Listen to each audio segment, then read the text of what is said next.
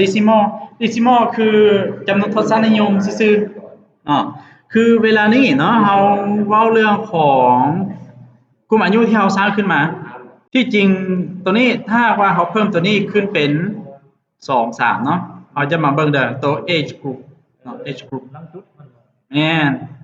age group เห็นบ่ว่ามันหลังจำทศนิยมมันเพิ่มมาจากแม่นฉะนั้นตัวนี้เรา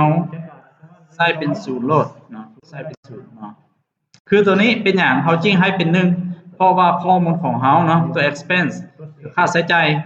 เป็นหยังเขาต้องให้เป็น1เพราะว่ามันมีเลขเศษมันมีจำนวนทศนิยมอยู่ในนี้คันเรากำหนดเป็น0เด้อเรากำหนดตัวนี้เป็น0เหลือบ่มีแล้วแม่นบ่แต่ว่าอยู่ในนี้มันยังอยู่นี่มันคือกันกับ Excel น่ะบ่โชว์อยู่นี่ซื่อๆอยู่ Excel ชื่อที่เวลาใช้ Excel แล้วเราปัดอันน่ะตัวเลขเศษออกคือกันแบบนั้นเลย